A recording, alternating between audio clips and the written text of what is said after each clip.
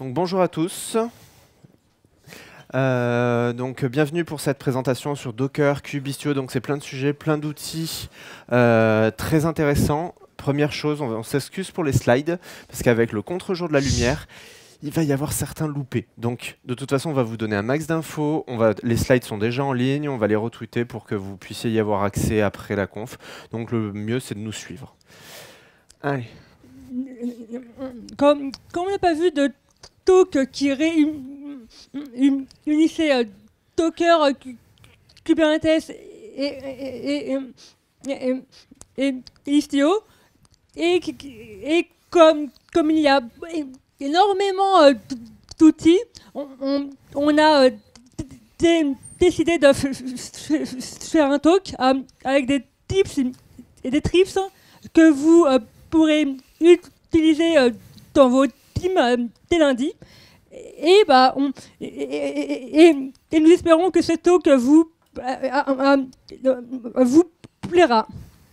Alors moi, c'est Aurélie Vache. Je suis développeuse chez Continental. Quand je fais 3-4 trucs dans mon temps libre, je suis organisatrice de conf et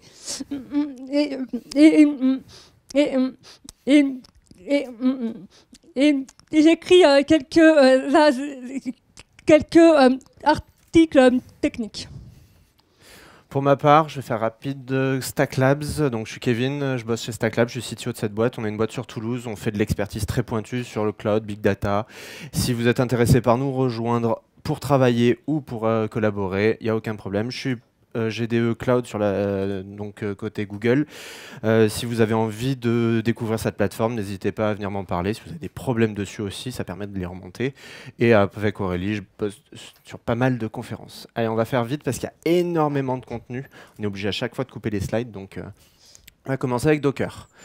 Pour travailler avec Docker tous les jours, la meilleure solution. Personnellement, tout ce qu'on va vous présenter, c'est des choses qu'on utilise, avec du retour d'expérience. On n'a pas juste pioché dans les outils du monde open source et autres. Donc, Docker for Desktop, c'est la meilleure manière de démarrer si vous êtes sur Windows ou sur Mac. Il y a des versions standards. Par contre, si vous êtes sur Linux, vous n'avez pas cette interface-là, mais vous avez le démon, les démons Docker par défaut. Donc, c'est bien. Vous n'avez pas toutes les fonctionnalités de l'autre plateforme, mais vous avez accès quand même au monde Docker. Si vous êtes sur la version Docker for Desktop, vous avez la version Edge. Généralement, elle corrige des bugs, elle en amène d'autres. Ça vous permet de toucher à des petites choses qui sont en avance. Donc Edge, c'est dans le nom. Faut pas oublier, dès que vous avez un problème, n'hésitez pas à resetter la config. Ok, c'est chiant, vous allez perdre toutes vos images locales. Normalement, essayez de sauvegarder vos images ailleurs. Mais quand ça pète, vous allez passer plus de temps sur les issues. Et il y en a beaucoup qui parlent de problèmes et de généralement pas comment les régler, surtout il y a un problème, resettez tout et repartez de zéro. Donc ce bouton est très utile. Et ensuite, tenez à jour cette stack parce qu'il faut la maintenir aussi. Il y a des issues, il les règle assez souvent quand même. Donc ça vous permet d'avoir les nouveautés et les bugs fixes. Et arrêtez d'utiliser Docker Toolbox. Je vois beaucoup de devs qui démarrent, qui chopent un article de 2015 qui dit « Allez, comment on fait du Docker ?» Et ils prennent la Docker Toolbox et installent 80 trucs avec VirtualBox et compagnie. Ça fout le bordel sur leur machine. Et après, à désinstaller, c'est une horreur. Côté Docker, ils disent que c'est du legacy. Ils le maintiennent un peu pour les failles de sécurité, mais pas plus. Donc n'y allez pas, utilisez les alternatives qu'on a évoquées avant. Occupons-nous maintenant des images Docker et plus particulièrement de leur réduction de poids. Préférez partir d'une image de base et garder vos Dockerfiles simples. Là, donc, quand on le voit très très mal, mais il y a 1179 lignes dans un Dockerfile. Ça, non, pas bien du tout. Réduire le nombre de layers permet de réduire la taille des images et plus une image sera petite, plus elle sera rapide de la récupérer depuis le Docker enregistré. Chaque layer occupe de l'espace. Préférez enchaîner vos commandes dans un seul run plutôt que de faire un run par commande. Une autre astuce consiste à utiliser les multi-stage builds. Le principe est simple, un Dockerfile égale un build. Là, comme on le voit, le premier stage du Dockerfile est pour l'environnement complet du build. On part d'une image contenant Maven pour Java 11, mais hors de question de mettre Maven dans notre image finale.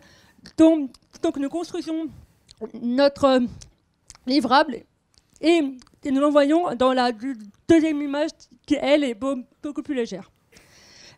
Et on peut retirer le Dockerfile grâce à Jib. Jib est un outil open source qui permet de containeriser vos applications Java sans Dockerfile ni démon Docker. Il suffit d'appliquer un plugin pour Maven ou bien Gradle. Le système possède plein d'options et il permet de stocker notre image directement dans le Docker registry de notre choix. Et pour les non-javaïstes, il y en a qui n'utilisent pas Java ici. Ah, quand même. Donc, pour vous, voilà, rien que pour vous, en fait, il y a Kaneko qui permet de faire pareil, mais il n'est pas autant intégré. Alors ensuite, ce qui est bien dans les images, c'est de bien les choisir. On a besoin des images qui soient minimales pour avoir le moins de failles de sécurité, le moins de surface d'attaque, plus légère aussi. Et pour ça, donc, il y a Distroless. Dans l'exemple que vous avez vu avant avec Jib, on part d'une Distroless Java 11 qui est une image qui ne contient que les éléments nécessaires, donc Java, la libSSL et basta. Donc ça permet d'avoir quelque chose d'extrêmement pratique. Et en plus, il y en a pour différents langages, Java, Python, même Base. Si vous construisez du Go ou du Rust, vous pouvez mettre ça dans une image de ce type-là. Et ça, on va le voir en termes d'analyse sur GCP, par exemple. Vous allez avoir beaucoup moins de... Pas slide, il va sauter, je suis sûr. Voilà, hop. Un coup en arrière. Vous allez avoir beaucoup moins de failles de sécurité qui vont être relevées. Donc ça, c'est l'OpenJDK Java 11 donc, qui est sur une Debian. Et donc là, on se chope toutes les failles de Debian et elle n'a pas été reconstruite à partir de la dernière Debian. Alors que sur la Distroless, vu qu'on n'a quasiment rien dedans, il y a moins de failles critiques et ça, c'est beaucoup mieux quand on part en prod. Et si vous voulez augmenter la sécurité de conteneurs, une solution pourrait être de les faire tourner dans un environnement confiné à plus sécurisé que celui par défaut. Dans le cas de la virtualisation standard, le kernel host est protégé par une isolation forte. L'application dispose de son propre kernel. Dans le cas d'un conteneur, on partage le même kernel host. On s'expose donc à des problématiques de sécurité évidentes. Si le système de conteneurisation se voit compromis avec Gvisor, on on a une surcouche entre l'application et le kernel host qui se charge de sécuriser des appels système n'exposant plus directement donc le kernel. Cela a un surcoût en termes de perf, mais ça fait le job en termes de sécurité. Et Google, il l'utilise en production avec sa nouvelle version de App Engine. Et même sur le nouveau Cloud Run d'ailleurs qui est sorti il y a peu. Mais c'est une version un peu modifiée, ils n'ont pas la même en prod. Ensuite, l'utilisation Docker. Moi, j'utilise Docker tous les jours. Il y a d'autres outils qui vont permettre de faire ça, mais de manière très simple. Quand je développe, j'ai besoin d'une base de données Postgre, par exemple. Et ben, juste avec cette commande que vous ne voyez pas, ça va vous permettre de lancer, là, par exemple, un Postgre, un MinIO ou une dépendance tiers avec un minimum d'éléments à installer. Peu importe que l'appli soit du Go, du Rust, du Node ou quoi que ce soit, vous allez le lancer et si ça s'exécute dans un conteneur, vous allez pouvoir le faire tourner sur votre poste.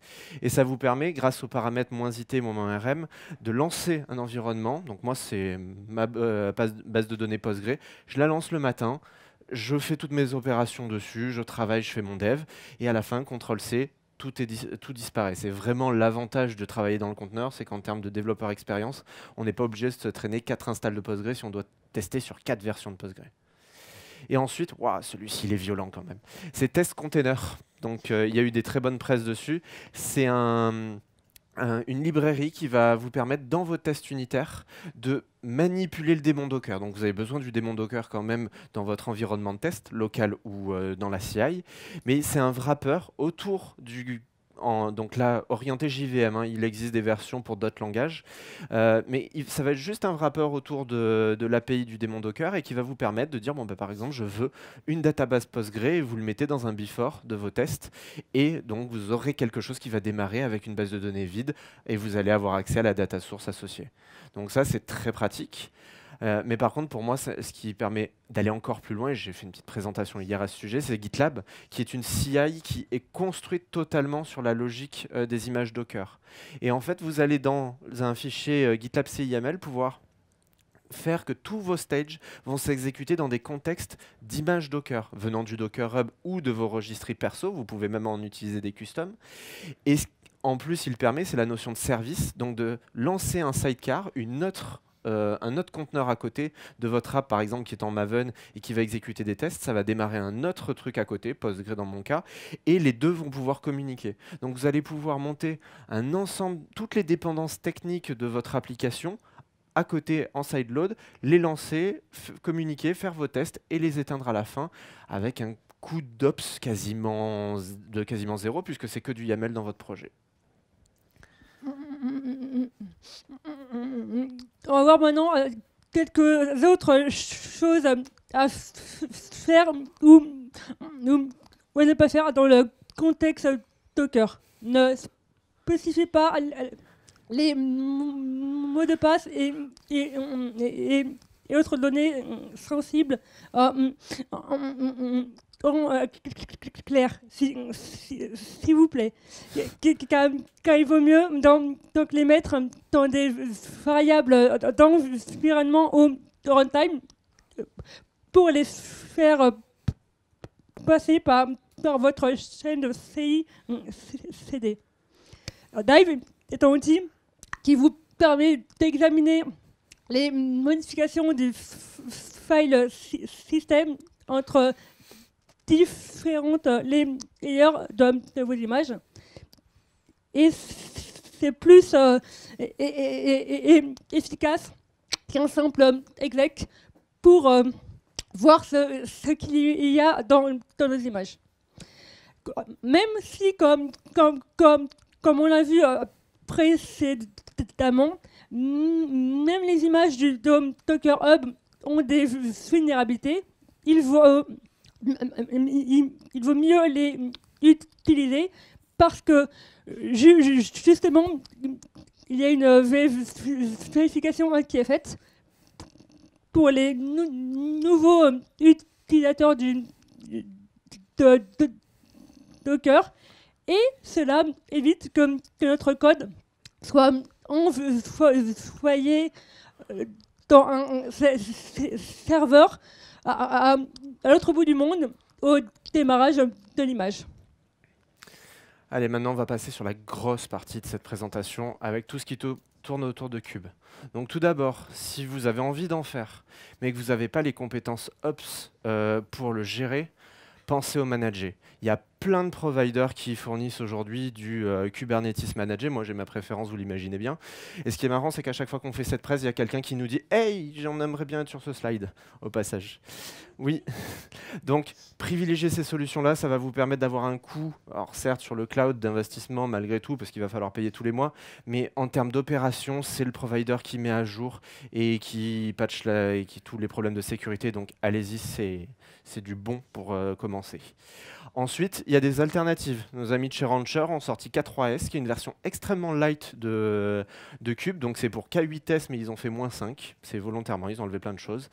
Ils le vendent comme orienté IoT, mais techniquement, moi, je peux faire tourner la majorité des choses dessus. Et ce qui est pratique, K3S, alors vous ne le voyez pas parce que c'est très compliqué, mais c'est un binaire, un seul, un peu gros, mais qui va démarrer toute la stack Docker. Vous n'aurez Kubernetes, pardon. Vous n'aurez besoin de rien d'autre. D'ailleurs, il n'a même pas besoin de Docker pour tourner. Et ça, c'est super pratique. Vous aurez une machine qui tourne avec donc un cluster Kube avec une node, mais vous pouvez très bien, dans les logs, là, il y a marqué comment connecter un deuxième K3S ensemble pour avoir plusieurs nodes automatiquement gérées. Et solution suivante qui est Kind, qui pour Kubernetes in Docker, qui vous permet, alors c'est une dépendance Go qu'on peut installer, qui vous permet cette fois-ci d'avoir un contexte Kubernetes plus complet que K3S pour du développement local. Donc très souvent, c'est pratique pour les personnes sur Linux parce qu'ils n'ont pas la solution Docker for Desktop que j'ai évoquée tout à l'heure qui intègre Kubernetes. Donc au final, vous avez déjà potentiellement un cluster Kube à un clic quand vous avez cette solution sur votre machine. C'est très pratique pour développer dans un contexte où vous voulez vérifier que le système scale correctement ou que tout se passe bien quand vous faites des rolling updates. Et ensuite, comme pour la stack locale de votre dev, vos clusters Kube, mettez-les à jour. Parce qu'il y a des CVE, là il y en a encore une, Netflix a trouvé plein de choses qui pouvaient faire des escalation write et plein d'autres trucs qui font que, en plus quand tout tourne en route là-dedans, c'est un peu la misère. Donc mettez à jour vos environnements. Ce serait dommage d'avoir des problèmes comme c'est Tesla, c'est ça, qui en plus n'avait pas sécurisé correctement leur dashboard, il était ouvert. Quelqu'un avait fait un pont, l'avait laissé ouvert. Résultat, en quelques minutes, heures, il y a eu de la crypto-monnaie qui a été forgée sur leur serveur. Hein, c'est cool, il est ouvert à tout le monde. Mais bon, donc faites gaffe, protégez tout ça. C'est compliqué. Hein. C'est pour ça que généralement, les cloud providers vous fournissent quelque chose déjà de bien protégé et vous aident à pas faire la une des journaux après. Donc, moi, je suis fan de ligne de commande. S'il y en a dans la salle qui n'aiment pas la ligne de commande, vous pouvez vous endormir. On vous réveille après. Mais là, ce qu'on va vous montrer un max d'infos, ça va aller très vite. Prenez pas de notes, hein. En plus, quand vous ne voyez pas les slides, c'est chiant. Mais on va aller très vite. Vous aurez tous les slides et tous les éléments. Allez. Facilitez-vous la vie et créez vos propres alias. Et pas des alias trop compliqués parce que vous avez aussi de l'autocomplétion. Donc vous l'avez disponible dans plein d'environnements et ça vous permet d'avoir des commandes qui s'autocomplètent pour les noms des pods qui sont générés aléatoirement par exemple. Pensez à mettre à jour la version de Kube Control qui doit au moins suivre celle de votre cluster. Et en plus, vous avez plein de nouvelles fonctionnalités. Il y a aussi, si vous avez plusieurs clusters et pas forcément un cloud provider qui fait le truc automatiquement, vous pouvez utiliser le kubeconfig pour manager plusieurs clusters et ça évite d'aller merger des fichiers YAML en local des contextes Kube. Donc profitez-en, ça c'est très pratique. Kube Context permet de lister, changer de cluster et de voir dans quel cluster vous êtes actuellement. Et le développeur qui a fait kubecontext a fait aussi kubeNS pour changer de namespace, voir tous les namespaces et automatiquement switcher, donc c'est très pratique. Cube PS1 permet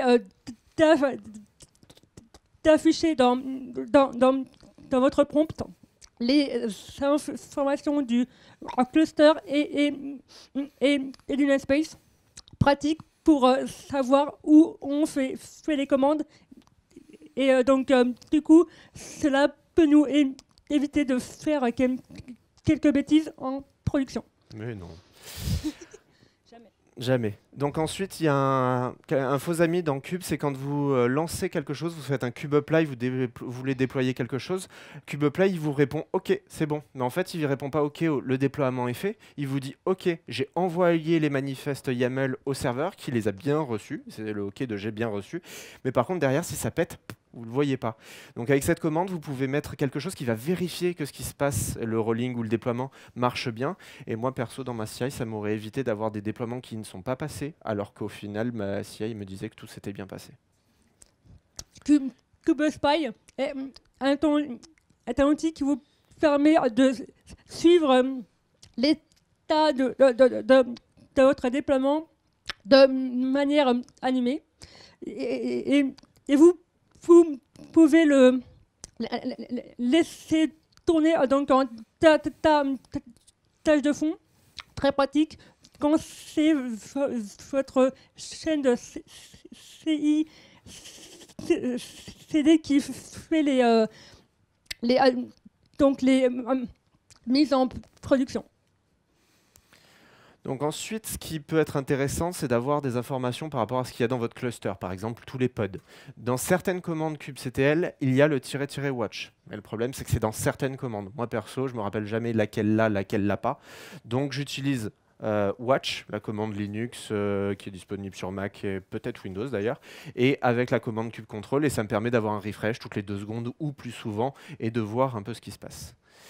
Mais il y a la solution encore plus avancée, c'est K9S, qui est un véritable dashboard disponible dans la ligne de commande, donc ça c'est très pratique, et qui vous permet d'avoir la vision globale sur votre cluster, avec les namespaces changés de pod, déploiement, vous pouvez voir tous les éléments. C'est les raccourcis à la Vim, ça peut faire peur à certains, mais ils sont très simples. Et résultat, vous avez vraiment un dashboard qui est très complet. Moi, celui-ci, c'est le premier que je lance le matin et je ne le lâche plus. C'est vraiment top. Une commande très utile qui vous permet de supprimer tous les pods qui ne sont pas running. Alors c'est pratique pour faire donc du ménage dans notre cluster pour enlever tous les pods tous les pods qui sont orphelins, par exemple. Et donc là, on a vu qu'on pouvait, avec une commande, faire un truc extrêmement pointu. On se dirait, bah, allez, tiens, je vais faire un alias. Bah, en fait, dans Cube, il y a une nouvelle logique depuis la 1.12, si je ne me trompe pas, où vous pouvez étendre la ligne de commande kubectl juste en créant un fichier qui va se trouver dans votre pass, qui va s'appeler kubectl- le nom de la sous-commande. Donc là, c'est afun. Dans le cas précédent, ça aurait pu être deleteorfan. Et vous pouvez le coder en Go, en Bash, en Rust, en Java, en quoi que ce soit, peu importe. Mais si il a ce nom-là et il se trouve dans le pass et il est exécutable, ça va marcher. Mais par contre, ce qui est bien, c'est que ça va marcher sur votre poste, mais l'élément suivant, c'est peut-être de pouvoir le partager. Pour ça, on a Crew qui nous... c'est un package manager pour installer des plugins pour kubectl, search, install, remove, tout est géré pour vous dans la commande kubectl. Et en plus, cet outil est officiel Kubernetes. Hein. Il est développé dans le groupe de développement de Kubernetes. Donc, allez-y, mangez-en, c'est vraiment très bon. Ensuite, les logs. Quand on déploie une appli, moi, la première chose que je veux voir, c'est l'avoir démarré. Donc, les logs, on peut les suivre de manière standard avec kubectl, avec kubectl logs, le nom du pod. Si vous avez l'autocomplétion, vous tapez le début du nom de votre service ou de votre déploiement surtout, et ça va se mettre en place. Mais par contre, c'est pas super user-friendly. Ils sont en train de l'améliorer parce que la concurrence il y a un logiciel qui s'appelle Stern, en open source encore une fois, qui lui va vous permettre sur des regex de faire plein de choses et d'avoir automatiquement des logs de multi-pods, et donc pas un à la fois. Donc vous allez pouvoir voir tout ce qui se passe dans votre cluster par label potentiellement, donc sur plusieurs applis. Et ce qui est pratique et que vous ne voyez pas, c'est qu'il y a de la coloration. Donc chaque pod a une couleur et ça vous permet très facilement de voir les messages d'un seul pod, et il vous rajoute même la date dans un format compréhensible parce qu'on a tendance à loguer des timestamps.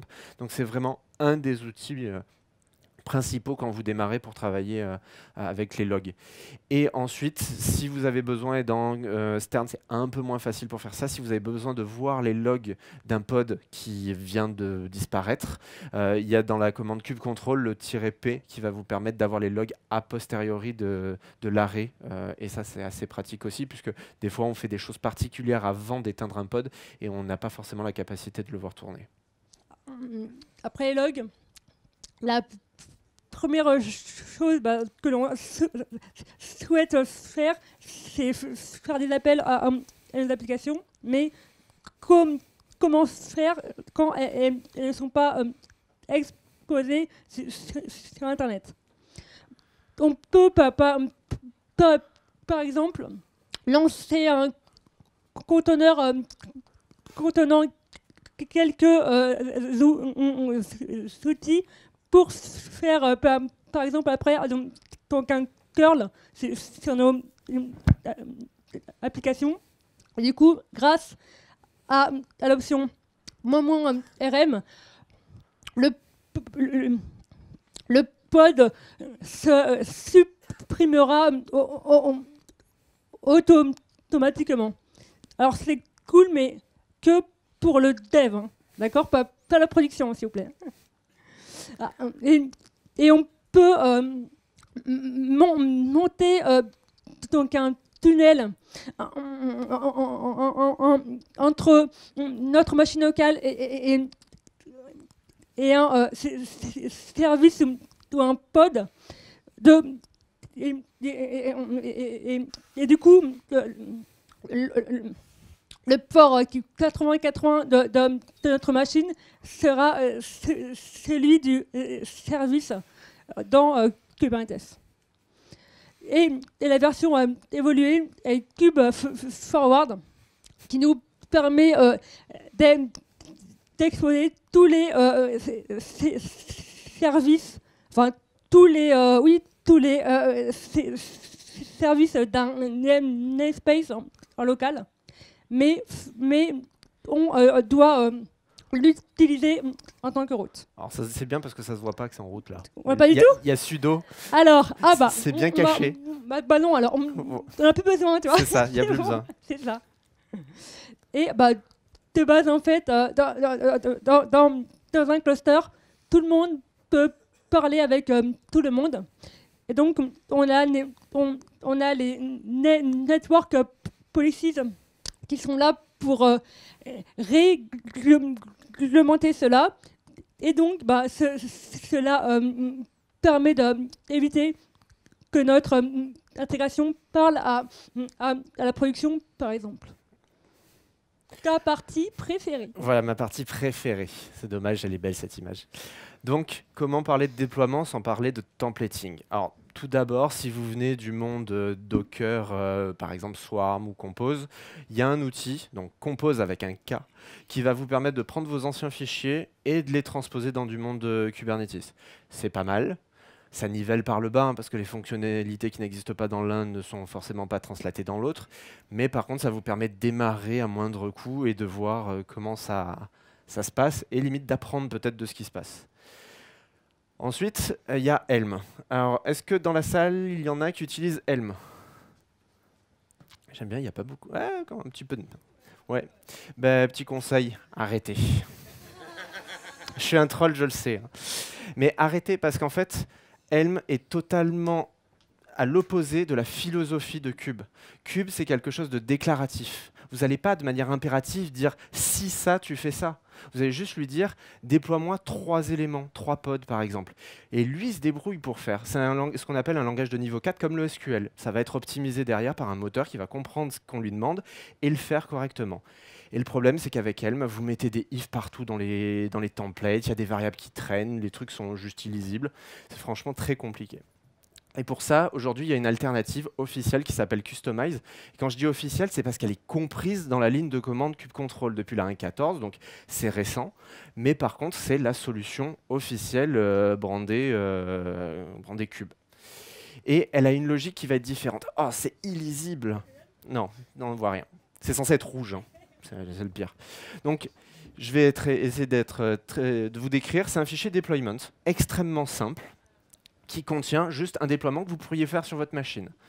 Mais par contre, quand vous voulez partir en prod, il y a peut-être des modifications que vous voulez faire sur ce truc-là. Donc avec Helm, on mettrait des if prod ou if machin, if contexte 1, contexte 2, parce que des fois, il n'y a pas que la prod.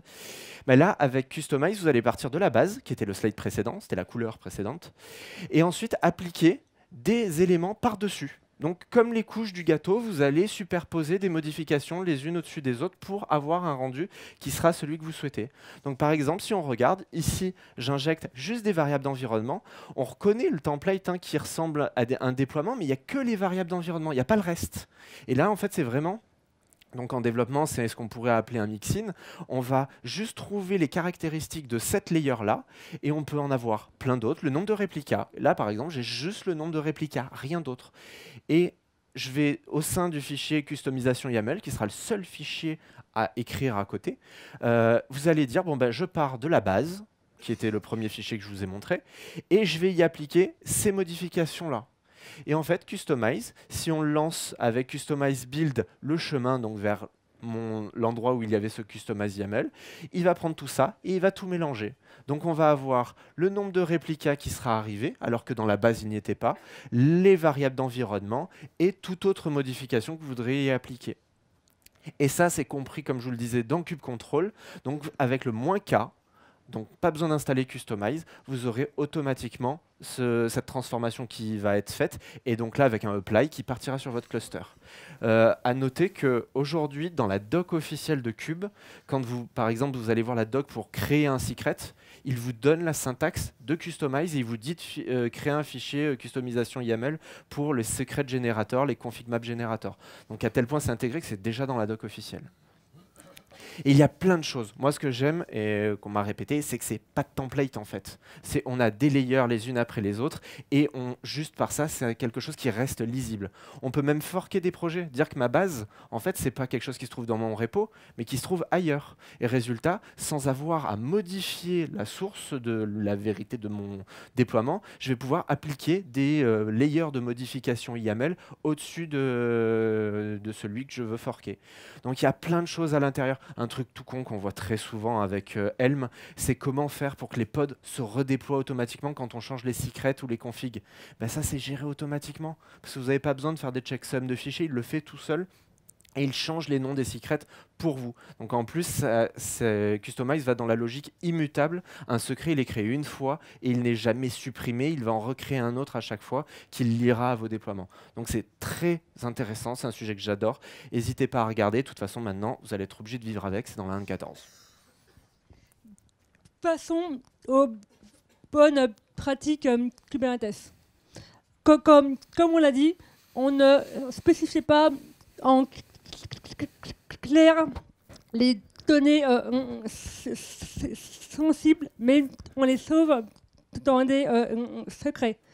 Les secrets sont encodés en base 64 et automatiquement décodés quand ils sont lus et attachés par un pod. Et dans les versions évoluées de Cube, vous pouvez mettre une clé de chiffrement au passage pour que ce soit plus que du base 64.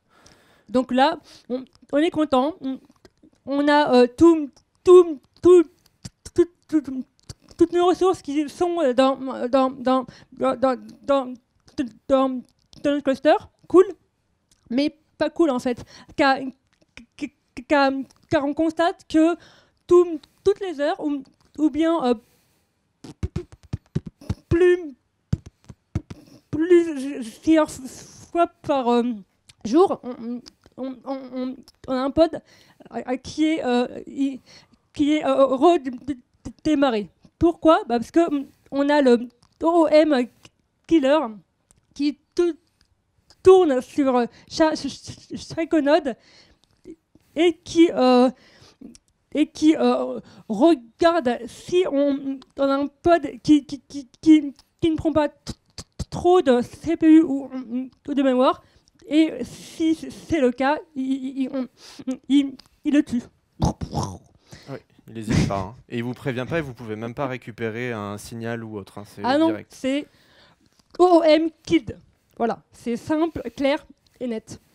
Pour éviter ça, ou pas? Ah si, quand même. Pour éviter ça, on a qu'à définir les requests et limites CPU et mémoire.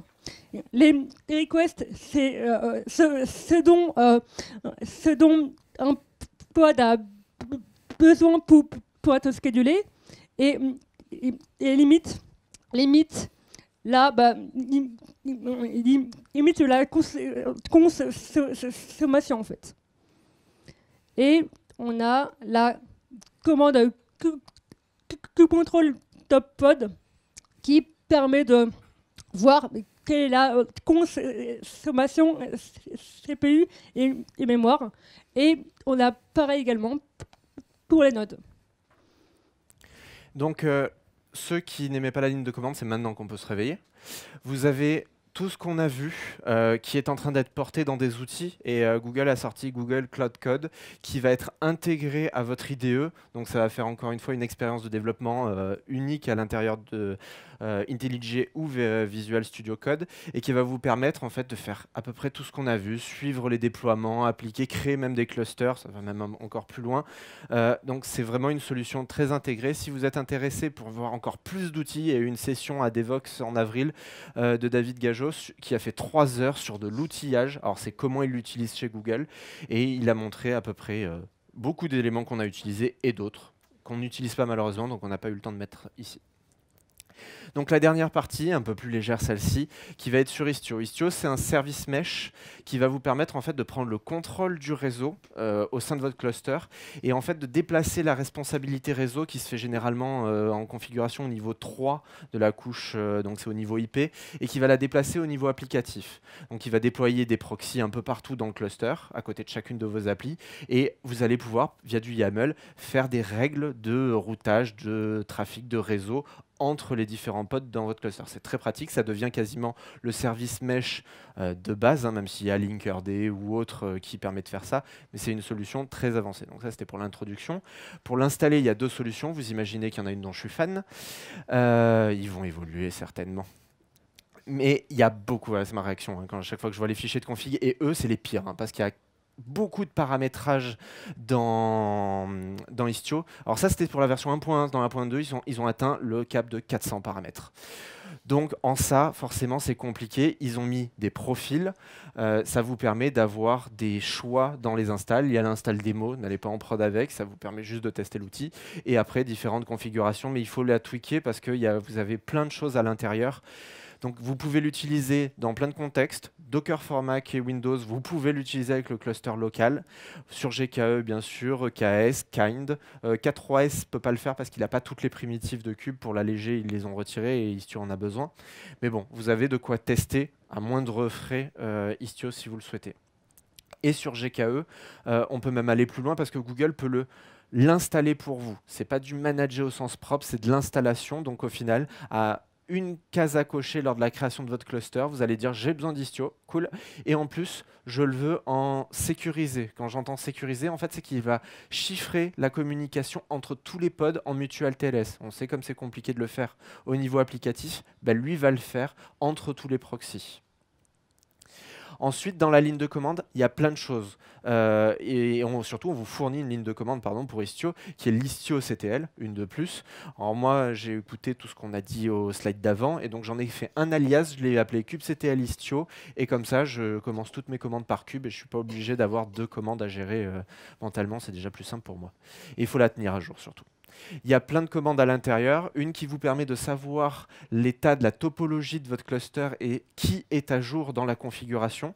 Donc avec cette commande là qui va vous permettre de demander la totalité de tout ça. Donc on voit que des fois il y a des bugs, hein, il y a du 50% qui traînent alors qu'ils sont bien configurés. Donc ça a été réglé. D'ailleurs c'était la 1.1 ou 2. Voilà, 1.0 et pourtant c'était la 1.2 dans les tests. Donc bon, il y a encore des petites choses. Alors là, elle est violente celle-ci. Istio, vous allez pouvoir... Oui, là c'est de l'imagination maintenant. Vous allez pouvoir en fait demander la configuration du proxy. Et cette configuration, c'est un énorme fichier JSON. Donc c'est pour ça que là, je l'ai pipé dans GQ. C'est la seule chose qu'on voit encore. Et ça vous permet en fait d'avoir la configuration du proxy de manière plus simple que de devoir monter un pont HTTP vers le proxy et devoir faire de la conf à la main. Donc c'est quelque chose de faisable. Après, ça reste un peu pointu. Il faut creuser, hein, bien sûr, dans la partie Istio. Et encore une fois, à fond dans la ligne de commande, avec cette commande-là, vous pouvez voir le nombre de requêtes qui passent au travers de ce proxy à côté de votre application et voir le temps de réponse avec des métriques donc directement dans la ligne de commande, donc avec les fameux percentiles, pour savoir si, dans la majorité des cas, ça répond rapidement. Depuis la version 1.1, Istio a choisi de faire que le réseau soit porte ouverte lors de la communication à l'extérieur. Moi perso, j'étais fan du mode on installe Istio, tout est fermé. C'est-à-dire que vous êtes obligé de déclarer dans vos fichiers YAML que tel service a besoin de dialoguer avec l'API par exemple de GitHub ou autre à l'extérieur. Donc ils ont eu tellement de support à faire dans les issues de GitHub qu'ils ont choisi de changer ce paramètre-là. Vous pouvez revenir en arrière si vous le souhaitez pour la sécurité. Moi c'est ce que j'ai fait et sur GKE d'ailleurs, par défaut, c'est bloqué vers l'extérieur. Et dans Istio, vous allez avoir plein d'outils, Jaeger, Kali, Grafana. C'est des outils qui vont vous permettre pour Jaeger de suivre les traces distribuées des requêtes au sein de votre ensemble de microservices.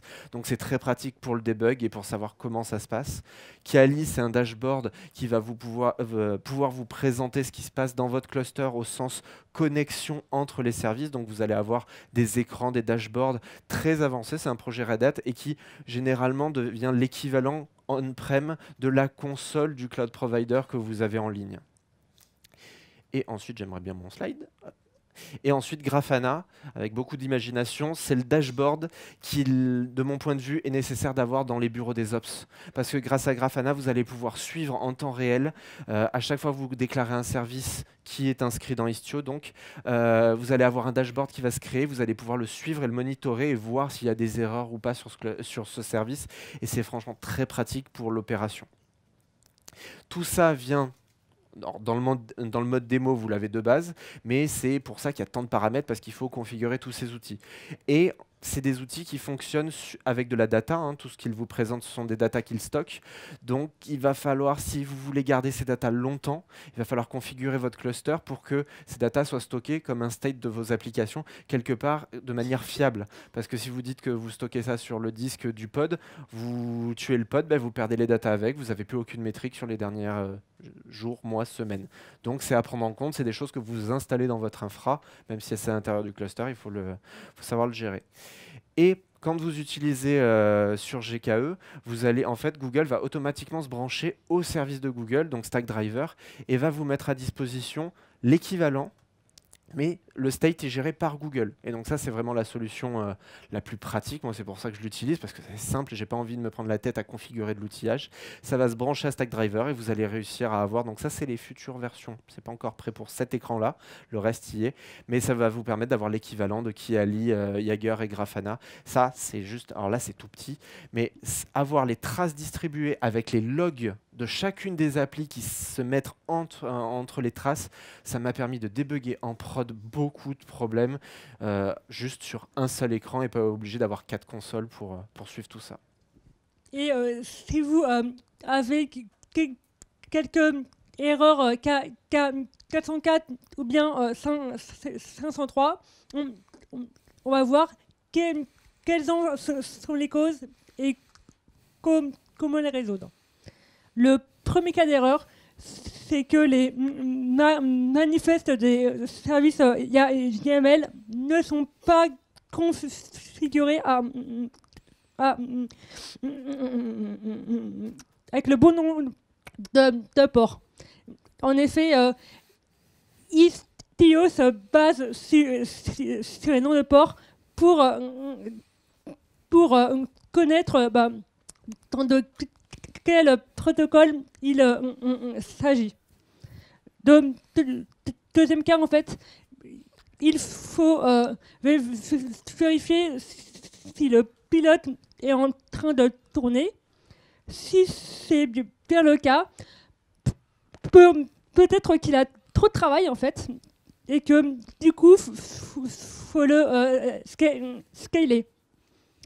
Troisième cas, tout simplement, regarder dans les logs Jaeger et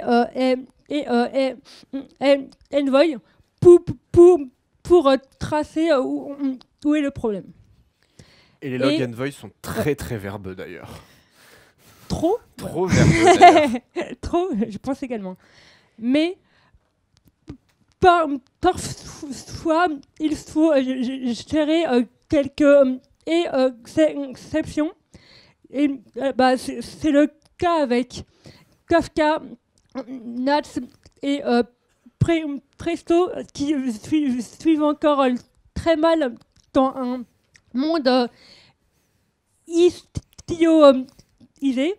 Du coup, trademark. Check, trop bien. Du coup, car on peut désactiver istio, soit